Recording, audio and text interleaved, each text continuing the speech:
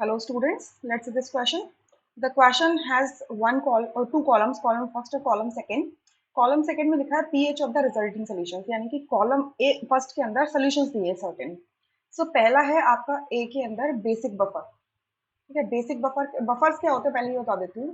Buffers वो solutions होते हैं जो स्मॉल पीएच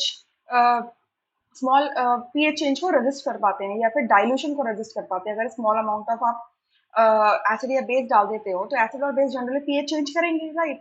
या फिर डाइल्यूशन कर दोगे तो कॉन्सेंट्रेशन चेंज होगी आपकी हाइड्रोक्सिल आयंस की, H+ आयंस की, तो उस टाइम पे भी पीएच चेंज होगा. ठीक है. सो जब भी ऐसे सॉल्यूशंस जो इन छोटे छोटे पीएच चेंजेस को रेजिस्ट कर सकता है उसको हम बफर कहते हैं. सो दो टाइप के बफर्स होते हैं, acidic buffer and basic buffer. तो बेसिक बफर कब बनता है जब वीक बेस अपने कॉन्जुगेट एसिड के साथ प्रेजेंट होता है. ठीक है. तो बेसिक बफर का पीएच निकालने का फॉर्मूला होता है, ठीक है, बेसिक बफर के लिए फॉर्मूला जो होता है वो POH का निकलता है क्योंकि बेसिक है तो हाइड्रोक्सिल आयन निकलेंगे और इसका फॉर्मूला होता है PKB plus log concentration of salt divided by concentration of base. But हमें क्या निकालना है, पीएच निकालना है. तो पीएच और पीओएच में रिलेशन क्या होता है, that pH is equals to 14 minus pOH होता है. तो पीओएच की वैल्यू अगर ऊपर से डाल दोगे तो क्या हो जाएगा, 14 माइनस पीकेबी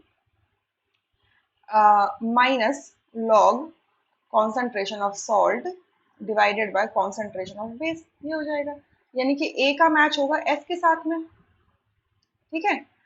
सिमिलरली अगर मैं बी का देखती हूँ तो बी के लिए क्या लिखा हुआ है, salt of strong acid and weak base.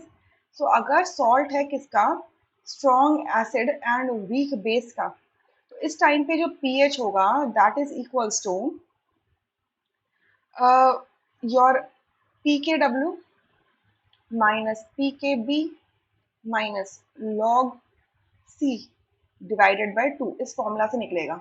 PKW क्या होता है, आयनिक PKW होता है minus log of KW. KW होता है ionic product of water, right.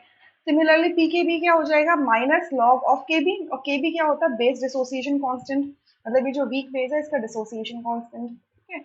और लॉग C होता है आपका कॉन्सेंट्रेशन ऑफ द सॉल्ट. अब सॉल्ट की जो कॉन्सेंट्रेशन है वो वीक बेस के डिसोसिएशन पे ही डिपेंड करेगी, राइट. जितना ज्यादा वीक बेस डिसोसिएट होता जाएगा उतनी ही कॉन्सेंट्रेशन आपके सॉल्ट की आती जाएगी. या सो यहाँ से आपके बी का मैच होगा आर के साथ में.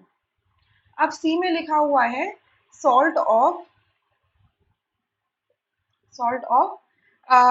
Week acid and strong base, right. So इस टाइम पे जो पीएच होगा that is equals to PKW plus PKB plus log C. ठीक है. And it is divided by 2. तो सिमिलर टर्म्स वही PKA है यहाँ पर, सॉरी यहाँ पे ये PKA हो जाएगा. ठीक है, ये PKA हो जाएगा. ठीक है. तो यहाँ पे क्योंकि वीक एसिड ले रहे हैं तो उसका डिसोसिएशन कांस्टेंट का ले लेंगे और लॉग C अगेन कॉन्सेंट्रेशन हो जाएगा. तो C का क्या हो जाएगा, Q मैच होगा. और D क्या बचता है आपका, acidic buffer. So acidic buffer कैसे बनेगा, जब आपने वीक एसिड लिया है उसके साथ में उसका कॉन्जुगेट बेस डाल दिया है. तो इस टाइम पे जो पीएच निकल के आएगा दैट इज, क्योंकि एसिडिक है तो H+ आयन होंगे इसके अंदर. ठीक है. तो यहाँ पर जो एसिडिक बफर आएगा it is going to give you pH. तो ये डायरेक्टली पीएच देता है. तो pH is equals to PKA plus log concentration of salt divided by concentration of acid. ठीक है. सो डी का मैच होगा पी के साथ में. सो ऐसा ऑप्शन हमें सेकंड दिख रहा है, rest options are incorrect. I hope you understood this question really very well. Thank you.